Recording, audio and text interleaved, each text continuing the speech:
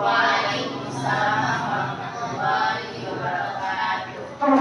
Syukur sama-sama kita ucapkan kehadiran Allah Subhanahu wa Ta'ala yang telah melimpahkan rahmat dan karunia-Nya kepada kita bersama, sehingga kita dapat berkumpul di ruangan SD Muhammadiyah Muara Panas yang kita cintai ini. Baiklah, tidak lupa kita kirimkan selawat serta salam kepada junjungan kita Nabi besar Muhammad sallallahu alaihi wasallam. Allahumma shalli ala Muhammad wa ala ali Muhammad, yang telah membawa umatnya dari zaman yang penuh kegelapan kepada zaman yang penuh dengan cahaya benderang dengan ilmu pengetahuan yang sama-sama kita rasakan pada saat sekarang ini. Baiklah, Ibu Kepala Sekolah SD Muhammadiyah yang sama-sama kita hormati, dan Bapak Ibu Majelis Guru SD Muhammadiyah yang sama-sama kita hormati, dan teristimewa Ibu Kepala TK Aisyah dan Guru Majelis Guru yang sama-sama kita hormati, yang telah berkumpul di acara Diseminasi Budaya Positif dalam aksi nyata saya dalam modul 1.4. Baiklah, untuk tidak memperpanjangkan kata-kata mukadimah, langsung saja acara pertama kita dengan menyanyikan lagu Indonesia Raya. Kepada ibu-ibu untuk silakan berdiri.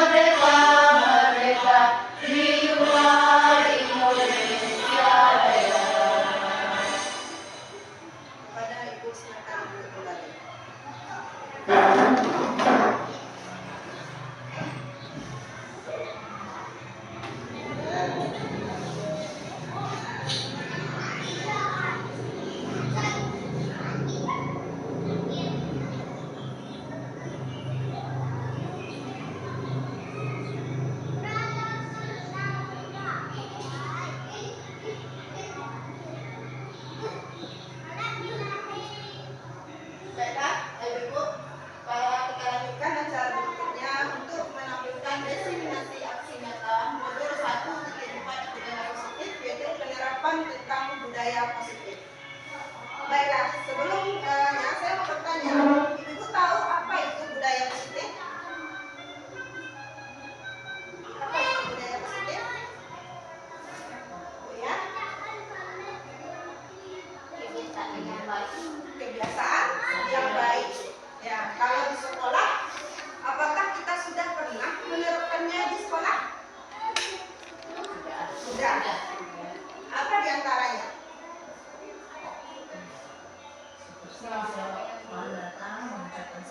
Ya, penerapan 5S ya. Nah, itu merupakan budaya positif. Nah, menurut Ki Hajar Dewantara, ibu tahu Ki Hajar Dewantara ini siapa? Bapak Pendidikan. Nah, kalau kami di Guru Penggerakan itu kalau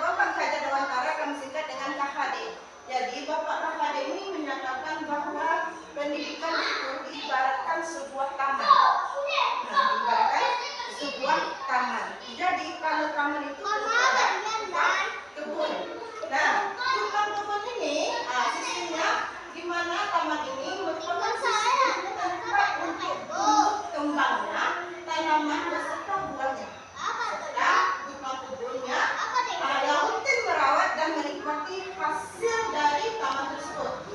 Nah, hal yang ditekankan bahwa baik buruknya hasil tanaman tugas dari tukang kebun. Nah, kemudian kebun ini hanya bisa memperbaiki atau memperindah jenis tanaman yang dihasilkan. Begitu pula di sebuah pendidikan anak-anak, karena anak-anak ini diibaratkan sebuah tanaman. Kalau tanaman kalau seandainya tidak kita rawat, tentu dia tidak akan berhasil. Nah, Bapak tadi juga mengatakan bahwa pendidikan itu menuntun anak sesuai dengan kodratnya. Jadi sesuai bagaimana kodrat anak itu, baik kodrat zaman maupun kodrat yang ada pada sekarang, yang ada pada anak tersebut. Nah, jadi kita lihat bagaimana caranya merawat anak, bagaimana caranya untuk menuntun anak itu mencapai suatu pendidikan yang setinggi-tingginya dan dia merasa merasa dihargai di suatu masyarakat. Nah, itu Ki Hajar Dewantara menyatakan demikian. Nah, itu sesuai dengan budaya positif. Nah, tadi sudah dijelaskan bahwa budaya positif itu merupakan sesuatu yang baik atau sesuatu yang telah kebiasaan yang baik kita lakukan di sekolah.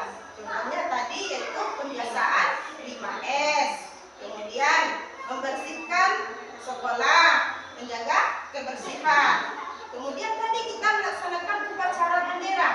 Itu juga termasuk kepada pembudayaan budaya positif. Jadi budaya positif ini sebenarnya sudah kita laksanakan di sekolah kita. Nah, kemudian lagi budaya positif ini merupakan perwujudan dari nilai-nilai kebaikan atau keyakinan universal yang diterapkan di sekolah.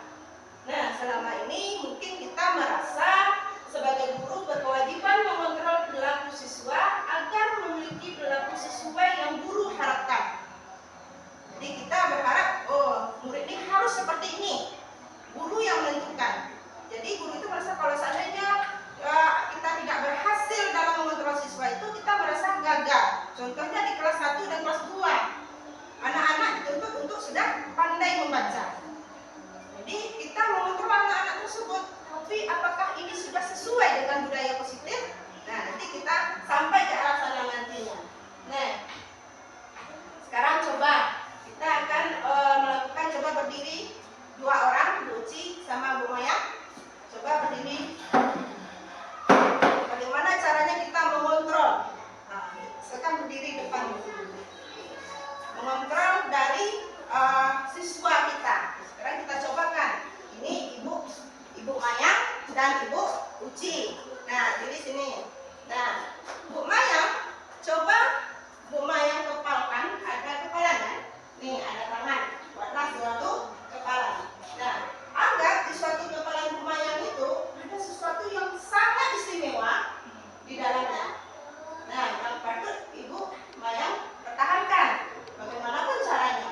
Kemudian Bu Uci, coba lepaskan kepala Bu Maya itu, bujuk. Bagaimana caranya? Apakah dengan memarahi, atau mengintimidasi, atau menggoda, atau bagaimana? Silakan. Coba praktekkan bagaimana caranya Bu Uci untuk membuka kepala yang ada di tangan Bu Maya itu. Dengan cara dengan cara sendiri, dengan cara Bu Uci.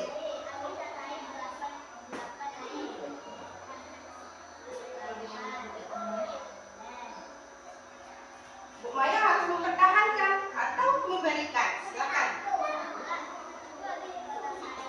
boleh dilihat ada di kepala tangan Ibu. Sebentar saja.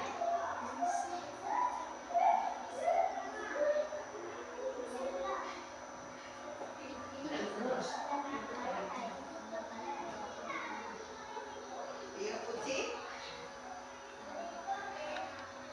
Tidak bisa. Tidak bisa. Kenapa tidak bisa? Karena dia Terlalu kuat. ya, enggak. Dia teguh memegang apa yang ada di tangannya. Jadi dia tidak mau membukanya. Nah, coba kita bayangkan kepada murid kita. Jika seandainya murid kita paksa dalam suatu belajar nih, kamu harus belajar ini nih. Harus dapat, kamu harus bisa membaca, kamu harus bisa mewarnai ini, kamu harus bisa menuliskan ini. Kalau kita paksa bagaimana hasilnya nanti? Makin keras dia. Nah, terima kasih. Tanya dulu buat tidak goyang. Nah, di sini kita lihat bahwa kalau dalam itu namanya sistem kontrol. Sistem kontrol. Sistem kontrol ini ketika kita adakan kepada murid, kita berikan itu ibaratnya murid. Jika seandainya kita paksakan suatu pendidikan kepada murid, apakah kita akan berhasil? Tidak. Nah, seperti selama ini kita ada sistem menghukum. Nah, jadi pemaksaan pada siswa tersebut. Jadi sebenarnya tadi Ibu Mayang tadi itu sebenarnya itu adalah kontrol dari dirinya. Dia tidak mau melepaskannya. Tapi kalau seandainya Bu Mayang mau melepaskannya, berarti dia mau kontrol. Jadi timbul dalam dirinya itu, dalam diri sendiri untuk dididik maunya gimana kalau seandainya diadakan kepada murid. Nah, itu dia kalau sistem kontrol. Nah, kemudian pembelajaran dengan paradigma baru. Pembelajaran yang berorientasi pada penguatan kompetensi dan pengembangan karakter yang sesuai dengan dimensi profil belajar Pancasila. Nah, selama ini kita sekarang pada kurikulum Merdeka. Kurikulum Merdeka ini ada profil belajar Pancasila. Yang pertama adalah apa yang pertamanya Ibu? Bertakwa kepada Tuhan Yang Maha Esa. Kemudian yang kedua,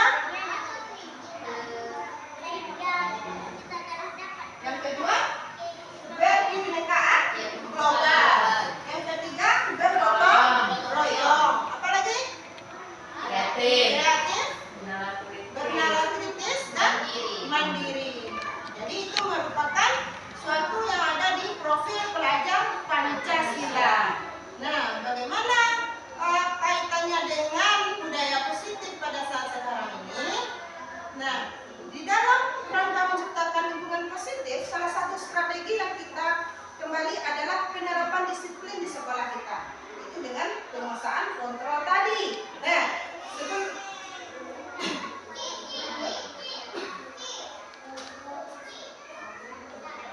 di teori motivasi ada hukuman dan penghargaan restitusi. Nah, Diane Bosan dalam bukunya Restructuring School Discipline menyatakan ada 3 motivasi perilaku manusia. Nah, yang pertama untuk menghindari ketidaknyamanan atau kebutuhan. Sekarang saya mau bertanya kepada ibu datang ke sekolah ini dengan tepat waktu. Kenapa? Apakah karena takut dimarahi kepala sekolah, atau karena ingin mendapat penghargaan, atau bagaimana? Suatu kebiasaan. Apa lagi? Kenapa lagi? Karena takut marah? Karena kesadaran. Nah, dilihat dari jawaban ibu tadi, mana yang lebih baik dari motivasi yang menurut Diana Bosan ini ada 3. Pertama, menghindari ketidaknyamanan atau hukuman. Jadi Buci takut kena marah oleh kepala sekolah. Kemudian untuk mendapatkan imbalan atau penghargaan. Kalau Bu Maya mengatakan suatu kebiasaan. Kalau Bu Kepala tadi mengatakan karena kesadaran diri. Nah, untuk menjadi orang yang mereka inginkan dan menghargai diri sendiri dengan nilai-nilai yang mereka percaya. Jadi mana yang lebih bagusnya? Dari yang ketiga ini untuk mengatakan yang nomor 3. Jadi karena kita muncul dari kesadaran diri sendiri, bukan karena mendapatkan penghargaan, karena takut, tapi karena mendapatkannya dalam diri kita. Wah, itu adalah suatu kewajiban kita untuk datang tepat waktu. Nah, tujuan dari disiplin positif adalah menanamkan motivasi yang ketiga pada murid-murid kita. Nah, bagaimana caranya kita menanamkan motivasi ini pada diri murid-murid kita? Yang biasanya murid-murid kita datang ke sekolah, misalnya dia datang ke sekolah tepat waktu karena ingin dipuji. Selama ini kita kan sering kalau seandainya anak-anak dapat ranking hebat ya, kamu hebat ya, dikasih hadiah. Kalau kamu bisa menulis, kamu saya kasih hadiah. Kalau seandainya kamu datang tepat waktu, saya berikan kamu buku. Itu contohnya suatu penghargaan. Jadi anak-anak, kalau seandainya cuma ingin mendapatkan penghargaan, itu cuma jangka waktu pendek. Tapi kalau seandainya setelah itu tidak kita berikan, maka dia akan kecewa. Kecewa dia. Tidak diberi lagi oleh ibu guru hadiah. Kemarin kita dikasih hadiah, sekarang tidak. Kemudian menimbulkan rasa iri dalam diri teman-temannya. Contohnya si Ulfa dapat hadiah, kita nggak dapat hadiah. Nah, jadi timbul rasa iri. Nah, kemudian murid-murid kita yaitu untuk menjadi orang yang mereka inginkan dan menghargai diri sendiri dengan nilai-nilai yang mereka percaya. Ketika murid-murid kita memiliki motivasi tersebut, mereka telah memiliki motivasi intrinsik. Jika kita biasakan motivasinya timbul dalam diri murid, karena tidak mengharapkan, karena bukan karena takut, karena hukuman, karena penghargaan. Jadi kita timbulkan motivasi dalam dirinya untuk belajar itu dalam dirinya. Nah, contohnya tadi itu kontrol, cara mengontrol jiwa anak tersebut. Nah, dengan mengontrolnya itu, mereka dengan mengontrolnya itu, mereka telah memiliki motivasi intrinsik yang berdampak jangka panjang. Motivasi yang tidak akan berpengaruh pada adanya hukuman dan hadiah. Jika seandainya sudah kita bisa menguasai kontrol pada anak-anak, maka dia akan timbul sendiri rasa ingin belajar. Nah, mereka akan tetap berperilaku baik dan berlandaskan nilai-nilai kebajikan karena mereka ingin menjadi orang yang lebih baik, nilai-nilai yang mereka hargai. Jadi mereka menghargai dirinya sendiri. Nah, kalau seandainya saya ini tugas saya ini. Saya ingin menjadi pintar misalnya. Nah, jadi kalau saya ingin jadi pintar, tentu saya harus belajar. Jadi timbul motivasi dalam diri mereka sendiri. Nah, pertanyaannya sekarang adalah bagaimana cara kita sebagai guru untuk menanamkan disiplin positif yang positif ini kepada murid-murid kita. Bagaimana caranya? Bagaimana caranya, Bu? Bercerita, apa lagi? Dengan cara apa lagi? Pembiasaan. Contohnya apa, Maya? Membiasakan anak bersalaman dengan guru ketika datang ke sekolah. Membiasakan anak mengucapkan salam. Jadi penerapan 5S tadi ya. Dan kemudian soal senyum, sapa, salam, sopan, dan santun. Ya, diantaranya adalah untuk dengan menerapkan nilai-nilai yang positif kepada anak-anak kita dengan mengontrol diri siswa kita terlebih dahulu dengan membudayakan pertama adalah 5S tadi. Ya, itu diantaranya.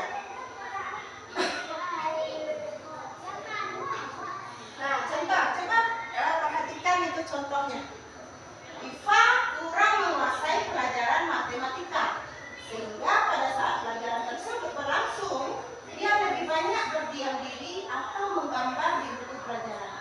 Pada saat guru matematikanya Pak Seno menanyakan pertanyaan, Iva menjadi gugup dan tak sengaja menjatuhkan tasnya dari kursi, serta tiba-tiba menjadi gagap pada saat berupaya menjawab.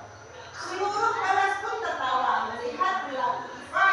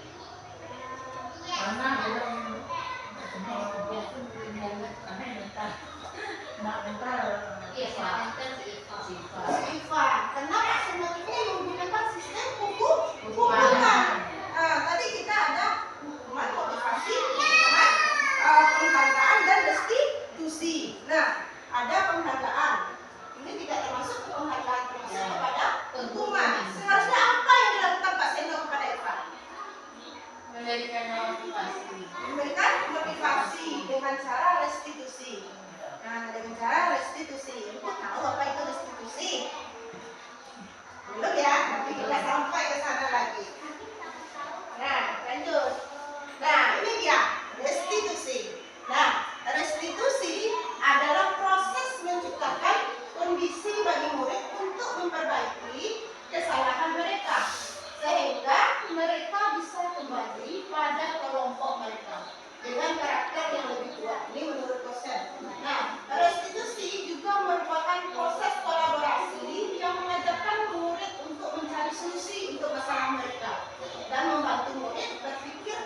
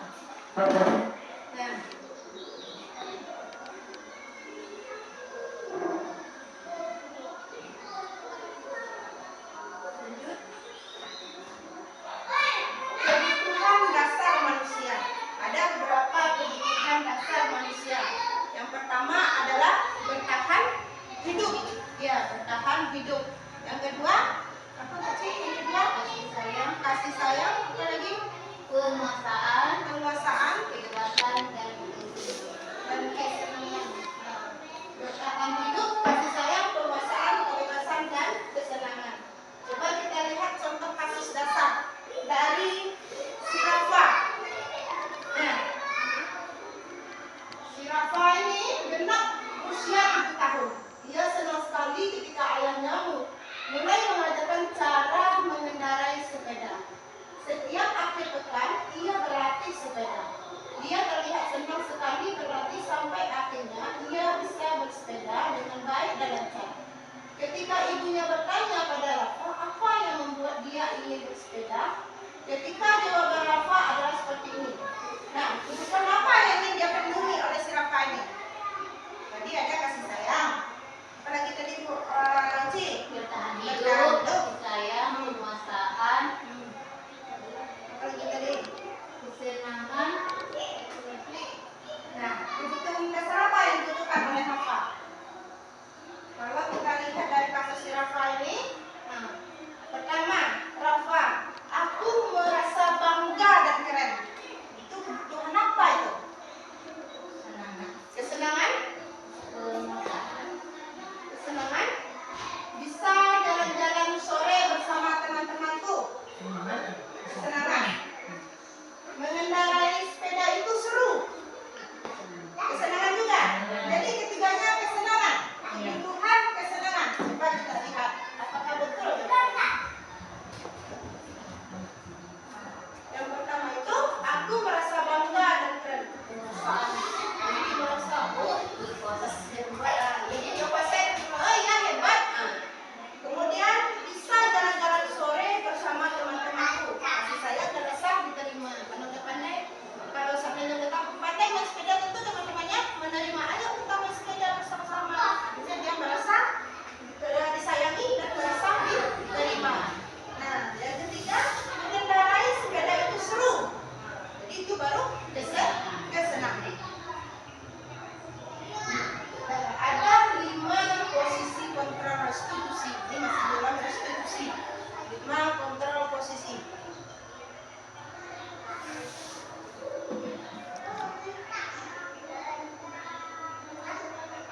Nah, yang pertama adalah penghukum.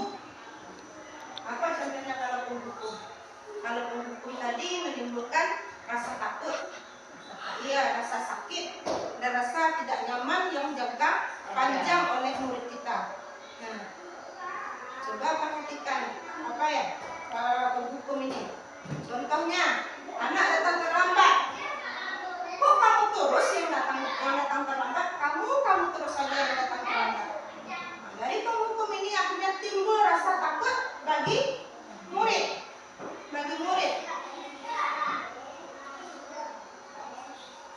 Nah, yang kedua adalah membuat rasa bersalah. Cobalah, contohnya kata-kata ini. Cobalah kamu perbaiki kesalahan kamu. Apa kamu tidak kasihan dengan ibu? Kamu terus yang buat masalah. Nanti ibu kena marah oleh ibu kepala sekolah. Contohnya itu. Akhirnya menimbulkan rasa bersalah dalam diri murid. Kemudian teman. Kalau teman, nak, bikinlah dulu nanti ibu bantu.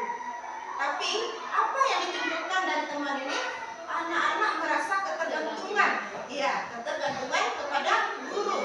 Tapi di saat guru tersebut tidak bisa membantu, maka anak-anak akan merasa kecewa. Kemudian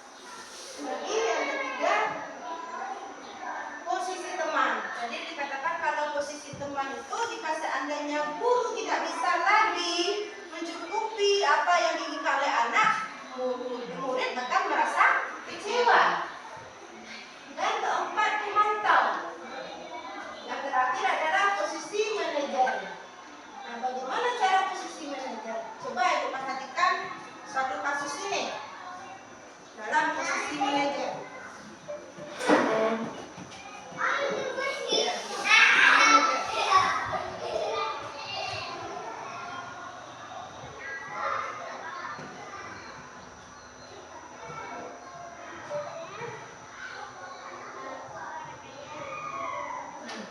Posisi Tisa dan Hana dipanggil masuk ke ruangan Ibu Dewi. Kepala sekolah Anto jarang sekali hadir di pembelajaran jarak jauh, dan pada saat hadir pun Anto seringkali menggunakan kata-kata kasar di kolom chat mengejek teman-temannya. Hal ini sudah sangat mengganggu bagi beberapa orang tua murid yang mengikuti pembelajaran daring mengeluhkan tentang perilaku Anto di pembelajaran jarak jauh. Nah, dari hal ini apa yang harus dilakukan oleh kepala sekolah? Bagaimana cara penyelesaiannya?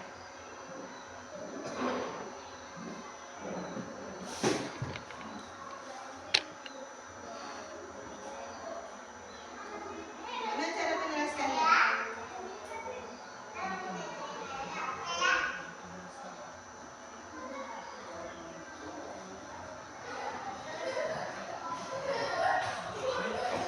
Nah, cara penyelesaian ini tentu kepala sekolah kembali menanyakan keyakinan kelas yang sudah mereka buat. Yang telah mereka buat. Jadi, Bapak kepala sekolah tentu menyelesaikan masalah ini dengan cara restitusi dengan manajer. Menanyakan apa penyebab dari kenapa si Anto ini seringkali menggunakan kata-kata kasar dan tidak hadir dalam pembelajaran jarak jauh, dengan menanyakan kembali apa keyakinan kelas yang telah mereka sepakati di dalam kelasnya. Ibu tahu apa itu kesepakatan kelas? Aturan dan kesepakatan kelas. Nah, mengapa keyakinan kelas? Mengapa tidak peraturan saja? Kenapa masalah tadi? Kenapa tidak kita langsung saja kita hukum? Kita berikan aturan kelas kepadanya. Kenapa harus keyakinan kelas? Karena aturan kelas disepakati antara anak dengan guru. Ya, aturan kelas. Itu yang membuat aturan kelas kan ditanya kepada anak dan guru. Gimana aturan yang kita buat kalau di kelas ini? Itu dikobo, itu dikobo. Karena anak yang dari diri anak yang dia buatkan dari pembuatan guru. Jadi, kenapa keyakinan kelas? Mengapa tidak peraturan kelas? Karena keyakinan kelas itu berasalnya dari murid dan guru. Kolaborasi antara murid dan guru. Dan sifatnya tidak memaksa. Sementara peraturan kelas itu sifatnya memaksa. Nah, bagaimana cara pembentukan keyakinan kelas? Apakah ibu sudah pernah membuat keyakinan kelas? Sudah. Nah, kapan kita membuat keyakinan kelas ini? Sebelum pembelajaran di awal-awal pembelajaran. Di awal-awal pembelajaran. Kapan saja? Kapan? Berapa? Apakah setiap kali mulai belajar atau bagaimana? Tergantung ininya Bu. Kalau kita ketik kedua, nanti kita bikin kesepakatan dulu kayak ini ada mau berkunjung ke sini. Sebelum datang kita harus memberitahu kepada anak. Kita bikin kesepakatan dulu kepada anak. Kalau nanti jalannya kayak gini harus rapi, tidak boleh di tengah jalan, tidak boleh hari-hari. Jadi kesepakatan kelas ini atau keyakinan kelas ini kita bikin menjelang proses pembelajaran atau boleh satu kali dalam semester. Itu boleh. Nah, bagaimana cara pembentukannya? Pertama, keyakinan kelas itu dia bersifat abstrak daripada peraturan yang lebih rinci. Nah, kedua, keyakinan kelas itu berupa pernyataan-pernyataan yang universal. Dan pernyataan keyakinan kelas senantiasa dibentuk dalam bentuk positif. Dan keyakinan kelas hendaknya tidak terlalu banyak, tidak sama dengan aturan. Contoh di aturan dilarang memakai sepatu putih misalnya. Nah, kalau di keyakinan kelas dia tidak terlalu banyak. Nah, keyakinan kelas sebaiknya dapat diterapkan di lingkungan tersebut. Semua warga kelas hendaknya ikut berkontribusi dalam pembuatan keyakinan kelas lewat kegiatan curah pendapat. Dan mereka bersedia meninjau kembali keyakinan kelas dari waktu ke waktu. Jadi kita tinjau kembali dari waktu ke waktu apakah itu tepat di dalam kelas kita.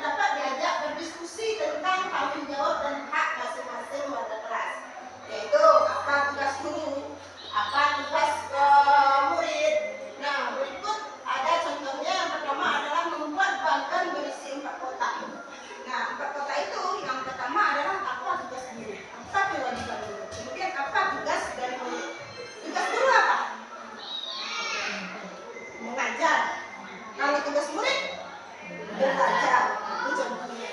Nah, setelah itu kecurahkan, dapat dicurahkan dengan dua cara. Yang pertama adalah mengajak murid berpendapat secara individu atau membagi murid dalam 4 atau 8 kelompok. Nah, hasil dari curah tadi itu yang telah kita bikin 4 kelompok tadi itu, kita tempel di dinding. Jadi siapapun warga kelas, siapapun warga sekolah bisa melihatnya. Jadi mengetahui, oh ini ya ternyata kesepakatan kelas. Contohnya di kelas 1 atau kelas 2, ini ya kesepakatan kelas yang telah disepakati oleh murid-murid dan guru. Segitiga restitusi. Nah, dari segitiga restitusi ada langkah-langkah yang harus kita lakukan dari segitiga restitusi. Yang pertama adalah menstabilkan identitas. Dari kontrolnya kita semua melakukan hal yang terbaik yang bisa kita lakukan. Ini langkah-langkah dari cara melakukan segitiga restitusi. Yang keduanya validasi tindakan yang salah, menanyakan keyakinan. Nah, teori kontrolnya semua perilaku memiliki alasan, kita semua memiliki motivasi internal. Itu dia segitiga restitusi. Sampai di sana ada pertanyaan, Ibu? Pas? Searching? Lanjut.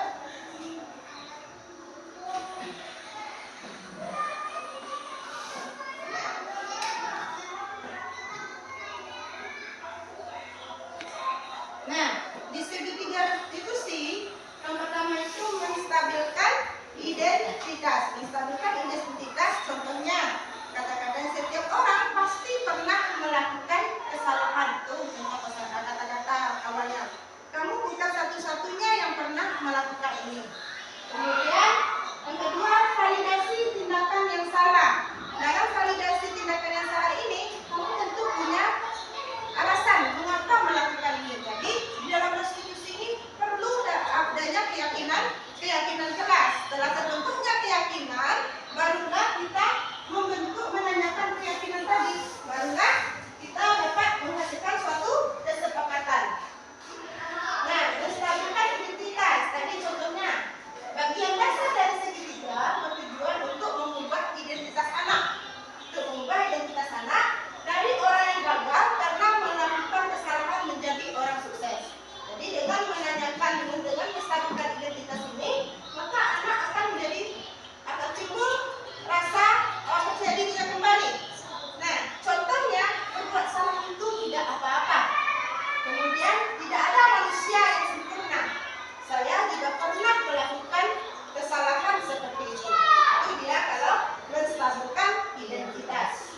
Yang kedua, validasi tindakan yang salah. Bagaimana caranya? Setiap tindakan kita dilakukan dengan suatu tujuan, yaitu memenuhi kebutuhan dasar. Kalau kita memahami kebutuhan dasar apa yang mendasari sebuah tindakan, kita akan bisa menemukan cara-cara paling efektif untuk memenuhi kebutuhan tersebut.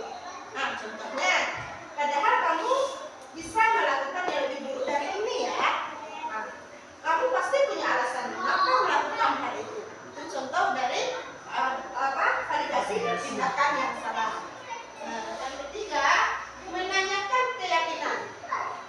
Menanyakan keyakinan, teori kontrol menyatakan bahwa kita pada dasarnya termotivasi secara internal ketika identitas sukses telah tercapai langkah pertama, kemudian tingkah laku yang salah telah divalidasi, baru yang kedua kita bentuk, yaitu langkah kedua, maka anak akan siap dihubungkan dengan nilai-nilai yang dia percayai. Nah, contoh katanya, apa yang kita percaya sebagai kelas atau keluarga, apa nilai-nilai umum yang kita telah sepakati, apa bayang kita tentang kelas yang ideal. Nah, jika sudah terbentuk ketiga ini, barulah kita akan mendapatkan jawaban dari restitusi tadi. Nah, dari semua materi tadi, dari budaya positif, disiplin, menstabilkan, kemudian motivasi, hukuman, konsekuensi, restitusi, mana yang lebih baik? Mana yang sering kita laksanakan di sekolah? Ada 5 kontrol tadi. Dari yang kelima ini dulu, ada hukuman, konsekuensi, ada restitusi.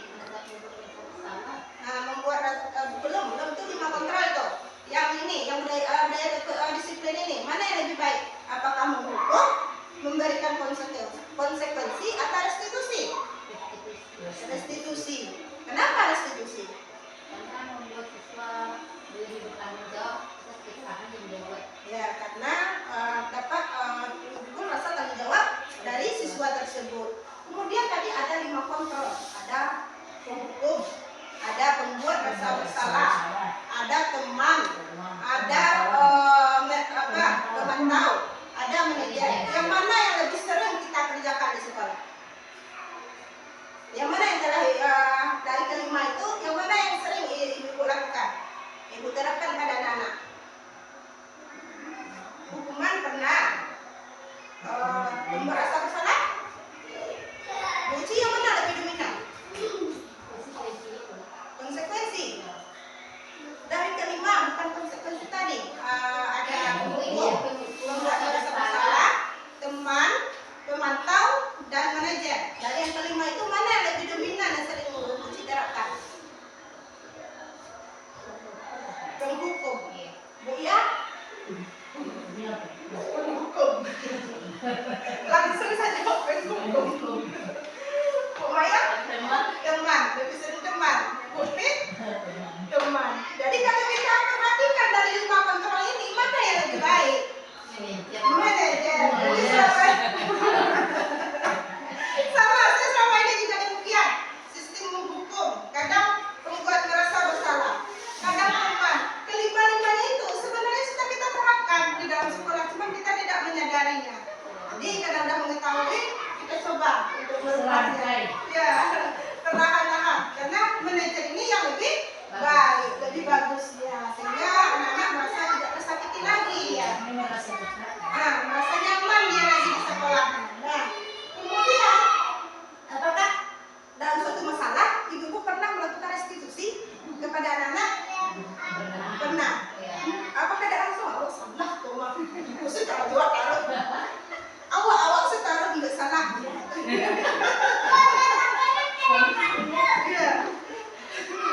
Iya Bu ya.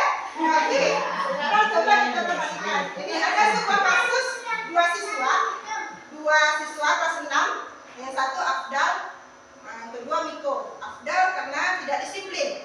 Kalau Miko tidak membuat PR. Kita coba kita lihat.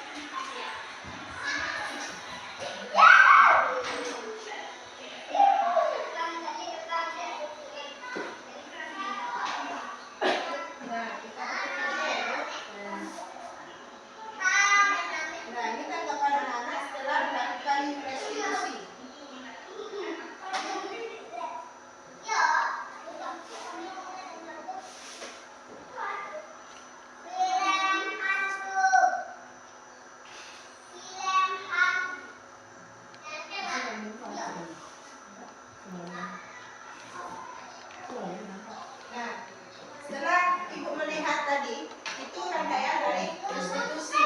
Dan setelah saya melakukan wawancara dengan anak-anak melakukan restitusi, mereka merasa bahagia, tidak ada merasa tertekan.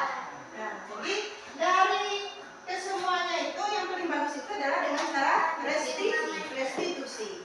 Nah, sudah paham, Ibu? Nah, Ada pertanyaan, Ibu? enggak. Enggak? Pas? Semuanya pas? Enggak? Alhamdulillah. Mungkin hanya ini yang dapat saya sampaikan pada hari ini. Lebih kekurangnya saya mohon maaf. Mudah-mudahan apa yang disampaikan tadi bermanfaat, terutama buat diri saya sendiri dan juga buat ibu lain bisa menerapkannya di dalam lingkungan sekolah kita.